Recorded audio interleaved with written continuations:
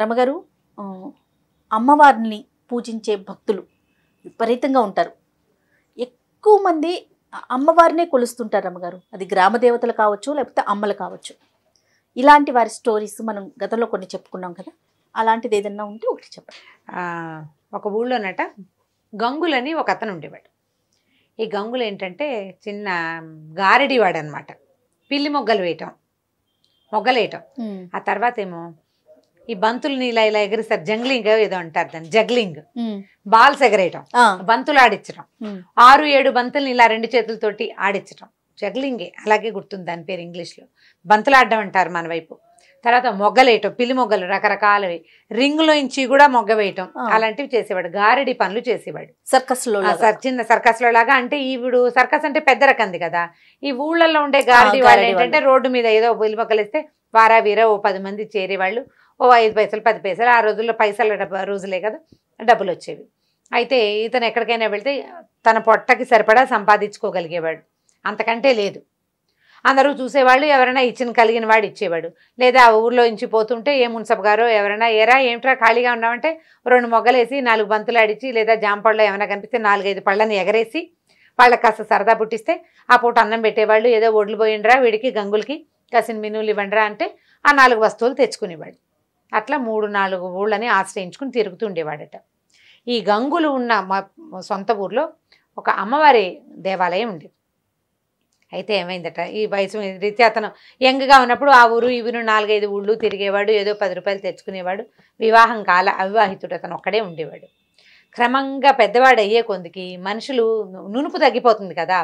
ఇతను మొగ్గలేసినా పెద్దగా చూసేవాళ్ళు కాదు జనం. ఈ జగ్లింగ్ చూసేవాళ్ళు 5 పైసలు 10 పైసలు కిట్టేది, ఎక్కువ దొరికేది కాదు. ఊరికే అంటే దాచుకునేందుకు 10 రూపాయలు దొరికేది కాదు, కానీ అన్నం మాత్రమే దొరికేది. అయితే ఏమైందట, 12 ఏళ్లకో 16 ఏళ్లకో ఒక్కసారి ఆ ఊరి అమ్మవారికి జాతర చేస్తారు. అయితే అతను ఆ ఊళ్ళో ఈ ఊళ్ళు తిరుగుతుండగానే అమ్మవారికి జాతర అని కబుర్లు తెలిసినాయి. ఊళ్ళల్లో టముకేసేవాళ్ళు. ఈ ఊళ్ళో అమ్మవారి జాతర అనుకో, ఒక డప్పు పుచ్చుకుని ఒక అతను వచ్చేవాడు.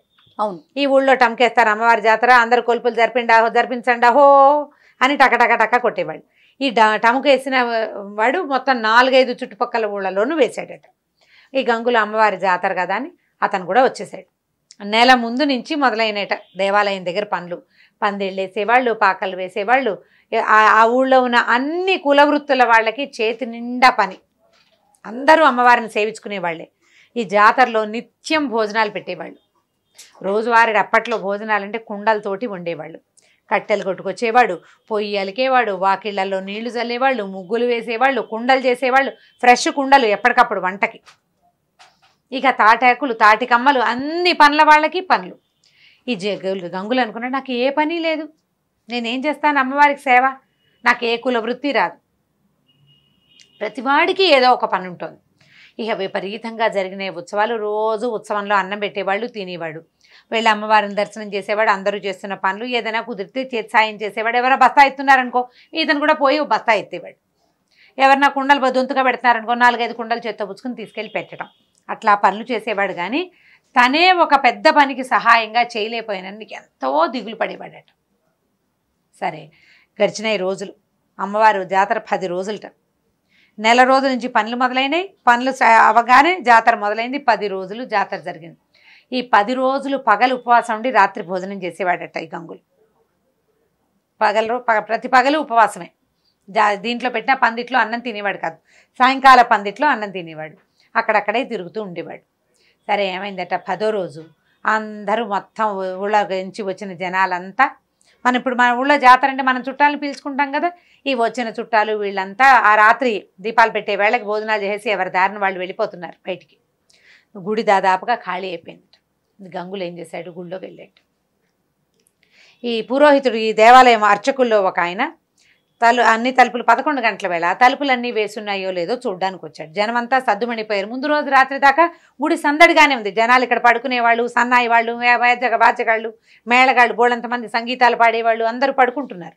ఇవాళ రాత్రికి ఎవ్వరూ లేరు. ఆ రాత్రి నిద్ర చేయకూడదు. 9వ నాటి రాత్రి నిద్ర చేయకూడదనో ఏదో నియమం. 10వ నాటి రాత్రి అందరు వెళ్ళిపోతున్నారు. ఈయన తలుపులు వేసున్నాయో లేదో చూద్దామని ఊరికే వచ్చాడు. ఇంటికి వెళ్ళిపోయిన వాడే. వచ్చేసరికల్లా అమ్మవారి సన్నిధి కొంచెం ఓరగా తెరిచిందట. తెరిచిందిసరికల ఈయన ఎవరో తలుపు తీశారని లోపలికి చూస్తే లోపల అమ్మవారి సన్నిధిలో ఈ గంగులు పిల్లి మొగ్గలేస్తున్నాడు.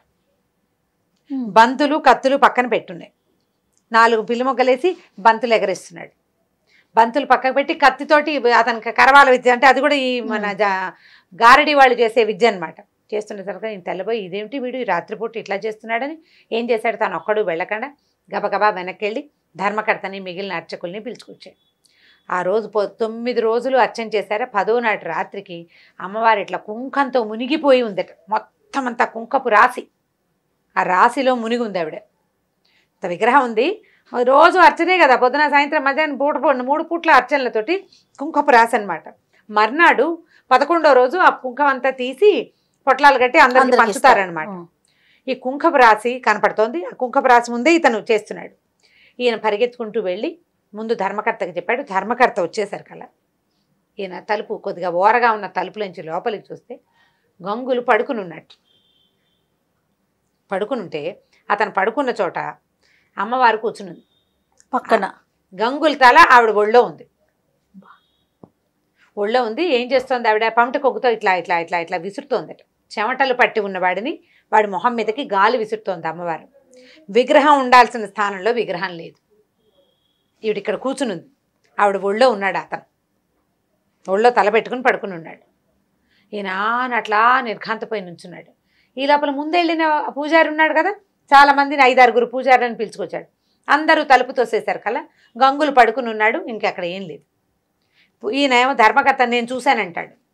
ఇక్కడ ఏమీ లేదు కదండి, అలా ఏం జరగలేదంటే ఈ కుంకపు రాసి ఉంది కదా, ఈ రాశికి బయట వైపు ఒక పాదముద్ర ఉందట కుంకంలో. అంటే ఆవిడ అందులోంచి అడుగు బయట పెట్టి వచ్చింది. వీళ్ళెవ్వరూ దాన్ని చూడలేదు ఆ దృశ్యాన్ని. ఆ ధర్మకర్త ఆయన ఒక్కడే, ధర్మకర్త ఒక్కడే చూశాడు.